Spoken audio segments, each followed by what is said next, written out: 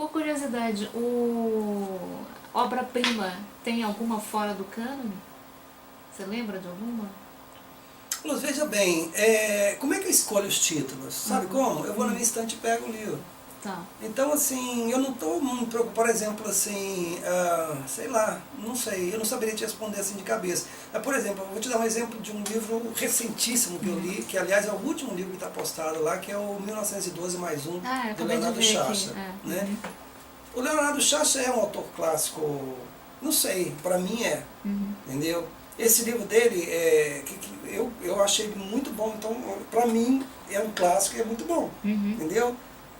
Se alguém não gostar, paciência, sabe? Eu não estou escrevendo isso para ninguém. Mas e tem livros, por exemplo, tem acho que foi o Robert Walser, eu escrevi Não Gostei, e nossa, eu recebi mensagem de gente me xingando. Como assim? Esse cara é importantíssimo, pode ser Por para outros você. meios, né? Sim, não pelo blog. Você Facebook. pode ser para você, mas para mim não é. Ah, mas como isso é um absurdo? Você, cara, assim, é a minha opinião, sabe? Escreva você um blog dizendo que o cara é um gênio, ok, mas eu não gosto. Eu não gosto de literatura que trata os personagens com desdém ou desprezo, sabe? Não tenho, assim, eu realmente assim, não tenho nenhuma simpatia. E por isso que eu não gosto da literatura do sarcasmo, não gosto. Vou até a ironia.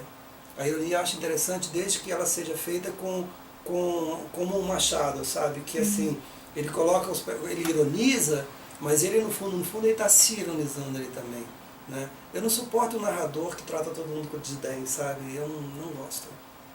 Não gosto mesmo, assim. Então era o caso, neste caso era isso, é um narrador, um autor, um narrador que trata o mundo com desprezo, sabe? Como se ele fosse um gênio, sabe? A humanidade é uma porcaria.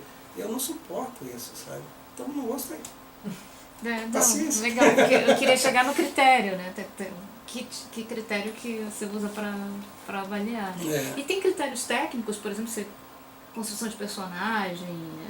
Sim, eu busco comentar, assim, cada livro que eu leio, eu comento de uma maneira específica, não tem não tem uma fórmula. Então ele tem que, eu vou falar com a... Não, eu não tenho, assim, é impressão mesmo, é comentário impressionista. Então, por exemplo, no penúltimo, que está aí, o Giovanni Episcopo, eu deixo claro, não foi nem no penúltimo, não, foi no antepenúltimo, que é um livro muito bom, que é do Antônio Fogazzaro, que é o Pequeno Mundo Antigo. É um livro que eu considero muito bom, tá? Mas eu deixo claro lá, assim, existe uma questão que, assim, para que ele desse complexidade ao casal protagonista, ele coloca todos os outros personagens, assim, absolutamente planos. Os personagens representam ideias, não representam singularidades. Mas nem por isso o livro deixa de ser bom. Mas eu aponto isso. Isso para mim é um defeito. É um defeito. Mas nem por isso o livro não é bom. Então, assim, mas como te falar, mas no outro livro você não comentou o personagem, sim, porque não me interessou, me interessaram outras coisas. Né?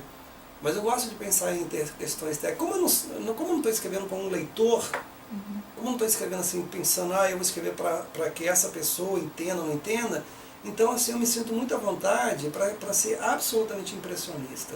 Sabe, assim, se num livro que me interessou lá foi uma questão técnica, eu vou discutir uma questão técnica, se no livro me interessou a história, então eu vou escrever sobre a história, se naquele livro me interessou como que ele usa o narrador, eu vou usar, entendeu? Então, eu vou absolutamente irresponsável nesse sentido, sabe? Falando ainda de critérios, tem uma parte importante da tua produção que é como editor. Sim. Não é? E aí eu penso especialmente nas duas coletâneas das mulheres que estão fazendo a nova literatura brasileira. Aí queria que você falasse um pouco como é que foi, quais foram os critérios dessa seleção, que acabou resultando no primeiro, né? E aí de repente sai um segundo volume. Então, veja, na verdade, assim, é cada vez mais difícil fazer esse trabalho, porque, assim, a compra de direitos autorais, né, é hoje cada vez mais complicada, né? Então, assim, cada vez menos, dá tanto trabalho que não vale a pena, sabe? Mas, num determinado momento, assim, eu pensei que seria uma maneira de contribuir um pouco para uma discussão, uma reflexão a respeito de assuntos específicos que me interessam e que geralmente não estão na pauta, e como a questão da homossexualidade, que eu organizei, na questão do racismo, política, né? Todos esses assuntos eu abordei.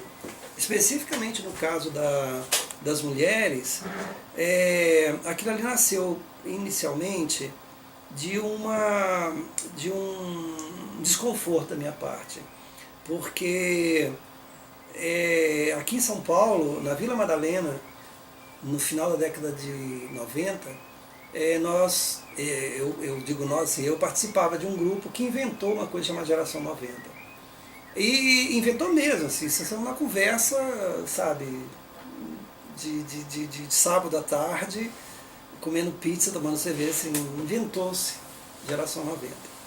E foi uma invenção tão boa que isso acabou virando quase uma marca, virou quase que uma designação geracional mesmo. Muito bem.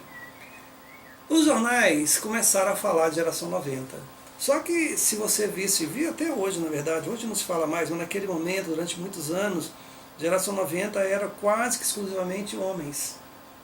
E aquilo me incomodava muito, porque na verdade assim, eu conhecia muito de mulheres que estavam escrevendo e tão bem quanto os homens, às vezes até melhor que os homens, e isso não aparecia. E isso me incomodou a tal ponto que um dia eu virei para a Luciana Vilas Boas, que na época era editora da Record, e falei para ela, Luciana, vamos organizar uma espécie de antologia da Geração 90 feminina. E ela brincou comigo, falou, se encontrar 15 autoras, eu publico. Eu falei, tá bom. E eu comecei então a fazer um levantamento de quem que, obedecendo alguns critérios que seriam ter começado a publicar na década de 90, né? E acho que era só isso. Ter começado a publicar na década de 90, ou seja, não podia ser ninguém que tivesse publicado antes da década de 90. E eu comecei a pesquisar e comecei a ver que existia as 15 mulheres. Aí eu falei para ela, Luciana, então vou fazer, porque tem 15 mulheres. Ela falou, então faça. E aí eu comecei a perceber, e aí qual era o meu critério? O meu critério eu obedecia 2 critérios exclusivamente. Um era esse, ter nascido, não importa quando nasceu, mas que começasse a publicar a partir da década de 90. E o segundo era uma tentativa de mapear, junto com isso, o Brasil. Quer dizer, onde se está escrevendo, onde as mulheres estão escrevendo. Então, eu tentei sair do eixo de São Paulo. Tanto no primeiro quanto no segundo volume, você só não tem representantes da região norte. Só a região norte está fora. Todas as outras regiões estão contempladas. Centro-oeste, nordeste, sul, todas. Então esse foi um segundo critério.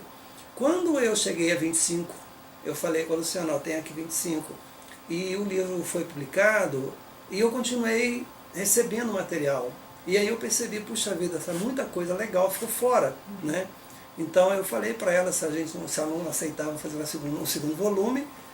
E na verdade ia chamar assim, mais 25 mulheres, só que aí eu falei, puxa, tem mais que 25 mulheres, então mais 30 mulheres.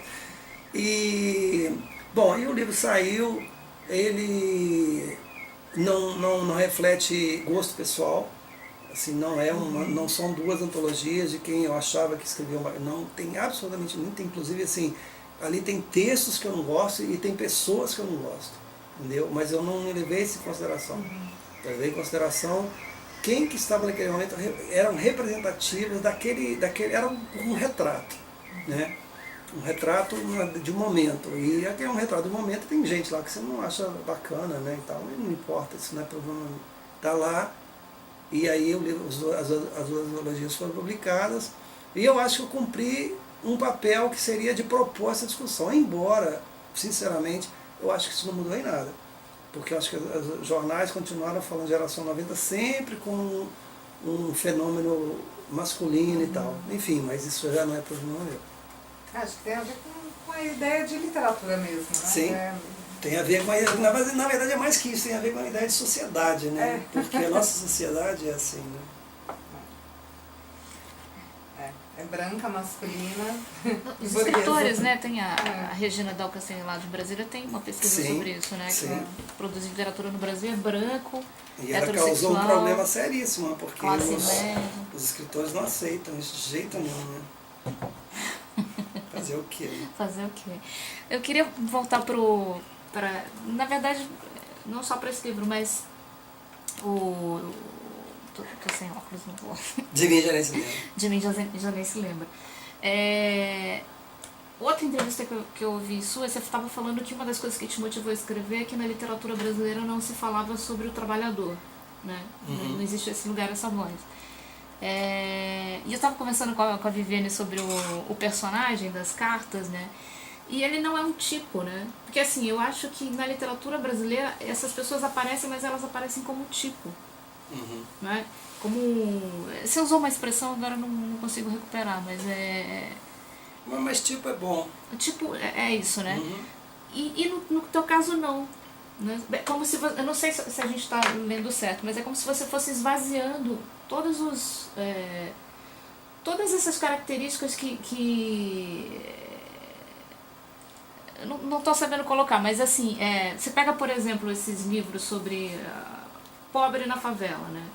Então, a violência é a grande marca, né? É o que define É o que define, exatamente. Você pega, por exemplo, naturalismo, o cortiço, né? São tipologias, né? Sim. E aqui parece que o teu exercício é o outro, né? Então, Zara, para eu te responder essa questão, eu vou voltar um pouco. Eu, na verdade, assim, nós estávamos falando agora, né, de que a literatura brasileira é branca, burguesa e machista e masculina, né? E diante desse quadro, a literatura brasileira, inclusive a literatura brasileira contemporânea, ela é de classe média, sobre classe média, para classe média, né? E assim, eu posso dizer, não sei se minha literatura presta, não tenho a menor ideia se é bom ou ruim, mas eu posso garantir para você o seguinte, que eu não escrevo sobre isso. Entendeu? Assim, mas foi uma decisão que eu tomei assim, antes de escrever, assim, muitos e muitos anos antes de escrever o primeiro livro. E por que eu tomei essa decisão? Eu venho de família muito pobre. Eu adoro quando as pessoas falam família humilde. Não é família humilde porcaria nenhuma, essa família pobre, sabe? Que é uma metáfora sacana. Não, família humilde. Eu não sou de família humilde, eu sou de família pobre. Minha mãe era lavadeira, analfabeta, meu pai era pipoqueiro, semi-analfabeto. Não eram humildes, eram pobres. E a minha infância toda eu passei convivendo com trabalhadores, operários da fábrica, a minha juventude com trabalhadores, operários da fábrica. E aí quando eu me tornei leitor, eu não via essas pessoas nos livros. Entendeu? Eu não via. Aí sempre tem alguém que fala assim, imagina, o Jorge Amado escreveu sobre isso. Não, quem escreveu alguma coisinha sobre trabalhador escreveu sobre sindicalista. E sindicalista não é trabalhador comum, ele é outra coisa. Tem os livros sobre sindicalistas, por exemplo, a própria Patrícia Galvão lá no Parque Industrial, são muito bem intencionados nesse sentido de tentar retratar uma realidade que não é a dele, que eu acho um exercício muito, muito interessante mesmo. Só que aquilo ali é uma visão de fora, quer dizer, de alguém que está fora para aquele lugar, né? E aí o que acontece? Você acaba tendo que heroicizar essas personagens, né? E por isso que eles são sindicalistas. Né? Porque o trabalhador normal não é sindicalista, você tem que dar uma aura romântica para ele. Um sindicalista tem uma aura romântica. Né? Então, assim, eu nunca escrevi sobre sindicalistas. Também não escrevi sobre o outro lado, que seria o marginal. Não porque o marginal não me interessa como personagem, entendeu? Porque ele também tem essa aura romântica. A própria classe média alta sempre retratou, a nossa literatura brasileira contemporânea, cinema, todos adoram retratar bandido porque tem uma aura romântica. Quem não tem aura romântica é justamente esse personagem que bate cartão, sabe? Esse personagem não tem aura romântica, esse personagem ele é aquilo, não dá para ser outra coisa, né? Então, como eu te disse, eu não sei se os livros prestam. A única coisa que eu posso garantir a você, sim, é que eles são honestos. Ou seja, é uma tentativa de dar uma contribuição para o debate da literatura brasileira contemporânea, colocando personagens que normalmente, quer dizer, trazendo personagens que não estão presentes na literatura brasileira, entendeu? E para assim, eu posso contar para você quais são as pouquíssimas vezes que houve trabalhador urbano, tirando funcionário público, funcionário público existe, tá? Mas funcionário público ainda não está dentro dessa categoria que eu estou dizendo.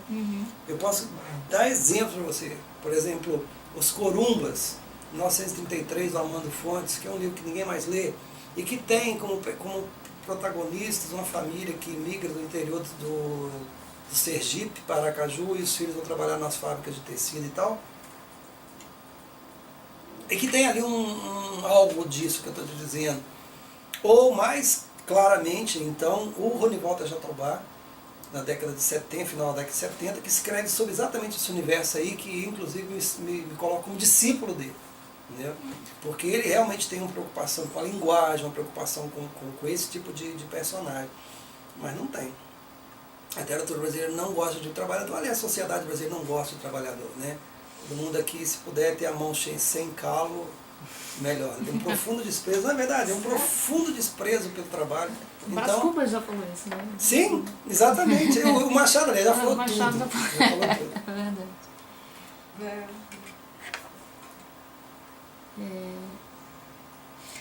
Aproveitando um gancho que você deu, você falou dos autores e tal, é perceptível que você pesquisa bastante, né, sobre o que você vai produzir, né? Não pesquiso. Olha, então vamos lá. Mas isso para o texto ficcional, mas para os outros textos, tua outra produção, as conferências, os textos do El País, tem muita pesquisa. Sim, tem pesquisa. No El País tem pesquisa, assim, claramente tem pesquisa, inclusive porque assim, nós estamos num país fascista, então assim, é que todo mundo tem opinião. Então assim, eu não tenho opinião, eu tenho estatística.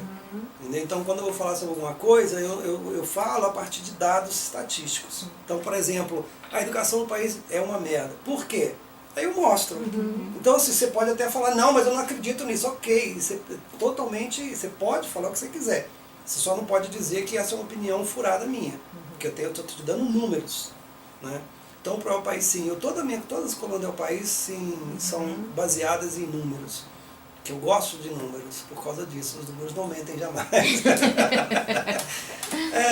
Para as conferências, eu tenho inclusive, eu gosto de ensaios também, eu gosto de escrever uns ensaios e tal, aí sim eu pesquiso muito. Mas na ficção não. Mas tem muita teoria literária no que você diz, não tem? Mas, sim, mas não na ficção. Sim, mas há alguma relação aí. Sim, não, claro, eu leio muito teoria literária, eu gosto de pensar sobre o meu próprio trabalho.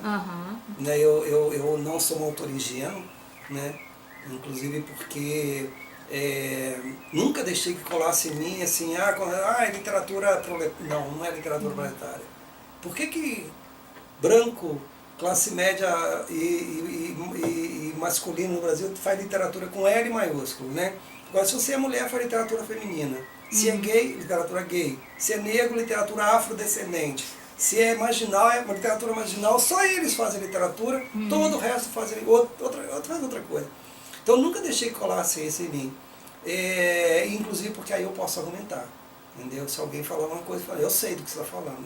Entendeu? Eu não sou naif. Entendeu? Eu sei exatamente o que eu estou fazendo. Não faço literatura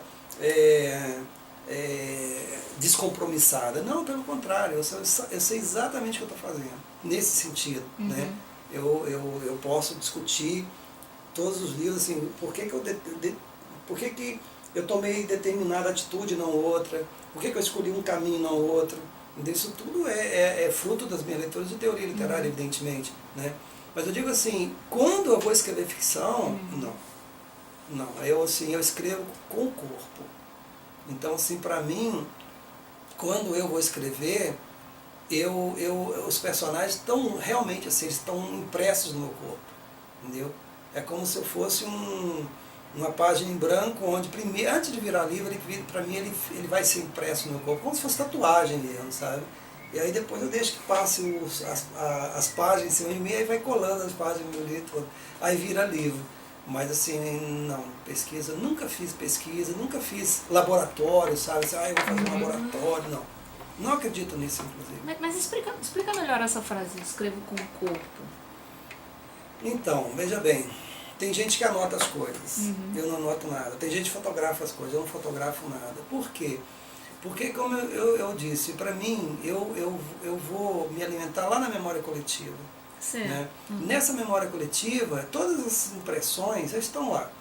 Né? O que eu tento fazer é deixar que essas impressões venham até mim, sabe? Elas incorporem, eu posso incorporar essas impressões, né? E elas então se transformam em parte de mim. Então, assim, por isso que pode dar a impressão que as cartas são do meu irmão, porque assim, elas são mesmo dele. Entendeu? Se ele tivesse escrito essas cartas, ele teria escrito exatamente assim. Entendeu? Mas ele não escreveu, então eu deixei que eu me tornei ele para escrever as cartas, sabe? Eu me torno cada personagem para escrever aquelas coisas, porque eles são parte de mim mesmo, são o meu corpo, sabe? Então assim, eu sinto o que eles sentem, entendeu? Eu não faço literatura assim, saberes lá, não, eu para escrever realmente assim, tudo que acontece, sabe, acontece antes comigo, sabe? E por isso que eu te digo, que realmente é com o meu corpo. E se eu faço isso, é uma tentativa de que isso passe para o leitor. Quer dizer, o leitor, porque eu não acredito, por exemplo, que o leitor vai se comover se eu não me comovi antes. Entendeu? Então, se eu me comovi antes, eu talvez possa comover o leitor. Mas se eu não me comovi antes, certamente eu não vou comover o leitor. Deixa eu te fazer uma pergunta, agora você falou de comover o leitor. Quando você, no teu processo de escrita, você dá os textos para outras pessoas lerem antes da publicação? Certamente. E se absorve essas leituras? Então, ela serve comigo, para mim, como é que eu vou te explicar? Ela serve para mim como horizonte de possibilidades. Né? O que eu quero dizer com isso? Porque mas eu não tenho um grupo de pessoas, é um grupo de pessoas que eu estou... Não, cada livro meu eu ofereço essa leitura é diversificado, né? Porque depende muito do tipo de livro, que efeito que eu quero, então eu vou escolher pessoas diferentes para ler. O que vai acontecer? E não são assim, é um professor universitário, todos... Não é professor universitário, mas é um leitor comum, é uma pessoa que não é da área de literatura, que eu quero que ela leia e tal. E o que eu quero com isso? Eu quero saber se esse livro funciona. É isso que eu quero saber. Entendeu? O livro funciona ou não funciona? E se ele não funciona, onde ele não funciona? E por que ele não funciona? Entende? E dessas leituras vem muita coisa. E eu aproveito parte delas e parte delas não. Entendeu? Porque assim, muitas vezes a obscuridade também faz parte do processo, entende? Então, assim, por isso que eu gosto de ouvir. Eu adoro, assim, quando eu termino um livro, nossa, assim, a minha ansiedade é de saber o que essas pessoas acharam do livro. Mas não significa que eu vá incorporar todas as críticas ou todas as leituras ao livro, de jeito nenhum. Entendeu? Assim, tem coisas que eu vou ouvir e vou levar em consideração, outras eu vou ouvir e vou relativizar, vou levar tudo em consideração, mas algumas eu vou relativizar. E se eu achar no final que era isso mesmo que eu queria, não tem problema, eu vou manter o que eu pensei. Mas eu sou muito aberto às críticas. Tanto que eu mudo, né? Eu mesmo sou o meu principal crítico, né? Às vezes tem gente que fala comigo, cara, assim, olha, tem uma passagem aqui que... Sério, aí eu vou ver, depois de eu publicado, eu falo, sim, essa passagem pode ser mais... Não é mais explícita, porque não é isso que eu quero, mas ela pode ser menos... ali eu não quero obscuridade, ali às vezes eu quero, mas eu quero obscuridade, mas ali eu não queria, entendeu? E tá obscuro. Então eu me sinto absolutamente à vontade para ir mudando, inclusive, sabe? Entendi.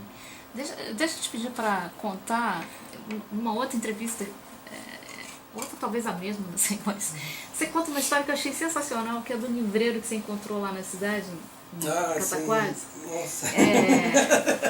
E que ele leu o livro e teve uma reação... Na verdade, assim, Foram duas vezes que me aconteceu isso, porque já aconteceram outras coisas, mas assim de maneira muito forte assim. Foram 2 vezes. Uma foi com esse livro, De Mim Já Nem Se Lembra, que quando foi publicada a primeira edição em 2007. Eu fui a Cataguases e tinha um livreiro lá, um cara muito chato, sabe? E eu evitava ele, porque ele era muito chato. E aí, um dia eu estava indo para casa de um amigo meu, à noite, e eu estava de um lado da calçada andando, e eu vi que ele vinha do outro lado da calçada andando, aí eu falei, pelo amor de Deus, não me veja, não me veja, não me veja, não me veja. Ele me viu, atravessou a rua, e enfiou o braço no meu braço. Eu não suporto que ponha a mão em mim, sabe? Eu gosto de pôr a mão, que ponha a mão em mim, quem eu quero que ponha a mão em mim. Eu não gosto de pessoas que eu não conheço ponham a mão em mim, né? E ele enfiou o braço que já me incomodou muito, e ele virou para mim e falou assim, eu quero te dar uma informação muito importante. E eu falei com ele, o que é? Ele falou assim, é o seguinte, seu livro é muito bom, o De Mim Já Nem Se Lembra. Eu fiquei realmente muito comovido, né? Tem uma questão lá que você não sabe, eu vou te contar. Que é o seguinte, aquela história de que o seu irmão sofreu um acidente automobilístico, o carro bateu no caminhão e tudo, não foi daquele jeito que aconteceu. E eu, na época, muito bobo, eu não faria isso de forma alguma hoje em dia, mas eu reagi meio irônico, assim, falei, não, e como foi então? Eu pensando, poxa, ele sabe mais que eu, né? E ele falou assim, foi o seguinte, é que na época da ditadura militar, e ele, aquilo não foi um acidente, aquilo foi provocado pelos militares, porque eles já sentiam que seu irmão estava começando a entender o que estava acontecendo e tal, então aquilo lá foi forjado mesmo. E eu nunca faria isso hoje, mas na época, estúpido, eu virei para ele e falei assim, cara, você está completamente equivocado. Aquilo nunca existiu, aquelas cartas não existem, meu irmão não morreu daquele jeito, sabe? Meu irmão morreu de outra maneira completamente diferente. E a reação dele foi assim, absolutamente estranha, porque primeiro ele me empurrou, né? Começou a gritar, assim, gritar, dizendo que eu não podia fazer isso, sabe? Que eu estava... alguma coisa tipo assim, eu estava brincando com a história, sabe, com isso não se brinca, milhares de pessoas morreram por causa daquilo, da ditadura, etc e tal, e ele estava assim, completamente fora de si, ele ia me agredir mesmo, sabe, e eu nunca faria isso hoje. Por quê? Porque ele tinha todo o direito de pensar o que ele tinha pensado. Eu hoje diria para ele assim, mesmo, puxa vida, eu não sabia disso, ponto, entendeu? Porque ele como leitor, ele sentia todo o direito de falar o que ele tinha, todo o direito de reagir da maneira como reagiu. E a outra vez foi o Steve Lisboa. O Steve Lisboa é uma história muito engraçada, porque ela tem vários desdobramentos, mas é rápido, pode deixar. Não, fica que é assim, quando eu fui em 2007, 2008, 2007 para Lisboa, eu fui muito à periferia da cidade e tudo, mas todos os dias eu voltava e ia almoçar no mesmo lugar, que é um lugar chamado Solados Galegos, que aliás está no livro, né? Está tudo lá explicitado, Solados Galegos, e eu almoçava todo dia lá. Eu gostava de almoçar lá, tinha um ambiente legal e tudo, muito bem. E quando eu fui escrever o livro, eu fiz uma brincadeira lá, né, dizendo que aquilo lá tinha sido uma entrevista que eu fiz e tal, e dei o endereço, Solados Galegos, exatamente o lugar onde fica, eu dei o endereço, muito bem. Quando o livro saiu em Portugal em 2010, um jornalista foi até os Solados Galegos, ele viu aquela história ali, ele achou aquela história absolutamente verdadeira, ele foi até os Solados Galegos, sentou lá com a dona Rosa, que é a dona dos Solados Galegos, e falou para a dona Rosa, tem um livro aqui, mostrou para ela, que um fulano de tal fez uma entrevista aqui e tal, ela falou, me lembro perfeitamente dele, perfeitamente, ele vinha almoçar aqui todos os dias e tal, e realmente ele sentava, ele e o Sérgio sentavam aqui nessa mesa, eles comiam isso. E o cara escreveu uma matéria dizendo isso, entrevista com ela e tal, muito bem. Isso nunca existiu, né? Nunca, mas ok. Aí, nós estamos em 2016, em 2015, começo de 2015, não foi 2000, começo de 2015, um cineasta, o José Barahona, foi fazer um filme sobre o Steve Lisboa, lembrei de você, e assim, por uma dessas coincidências inacreditáveis, eles escolheram um dos cenários do filme, foram vários cenários em Lisboa, um dos cenários foi nos Soldados Galegos. Muito bem. E quando eles se deram conta que eles estavam nos Soldados Galegos, eles falaram, vamos conversar com a Dona Rosa. E aí, com a Dona Rosa, nós estamos aqui, vamos fazer um filme sobre um sujeito, aí explicaram, falaram, de novo, esse eu sei, ó, deixa eu explicar uma coisa pra você, eu me lembro direitinho, ele sentava aqui e tal. E o Baraona, na época, ele ficou assim impressionado, ele falou, poxa, será então que, né, esse personagem existe e tal? E ele me escreveu, falou, olha, conversei com a Dona Rosa aqui e tal, ela me falou que assim, nunca falou sobre isso, falei, cara, tudo não é verdade, isso aí é a invenção dela. Mas se eu encontro com ela, eu fui lá depois. E ela falou, como vai? Depois que tu viesse aqui, e agora virou, eu falei, pois é, senhora vida. E o Serginho não aparece aqui. Não, nunca mais apareceu. É muito bom. Sabe, fazer o quê? Ela, sabe, então eu aprendi, eu me arrependo tanto, sabe, dessa história em Cataguases, que eu fui assim, um desastre, sabe? Eu não tinha direito mesmo, sabe, de falar com aquele sujeito que isso não era verdade, sabe? Tanto que quando me perguntam se uma pessoa normal, assim, essas cartas vocês vão escrever? Sim, escreveu. Outro dia eu estava no meu barbeiro lá, e a moça que faz unha lá, ela leu o livro, eu chorei muito com o livro. Olha, mas eu vou falar uma coisa, você não preocupa não, eu sou espírita, seu irmão está num lugar muito bom, tal. Eu falei, que bom, olha que... Fico feliz de saber que ele está num lugar bom, tomara mesmo que ele esteja, eu espero que ele esteja, né? Então, é assim. Mas essa a Dona Rosa, a Dona Rosa é ficcionista. Total. A gente tem que ir lá para fazer uma uma entrevista com o Sérgio. É o prato preferido, né? Lá tem a ficha dos personagens.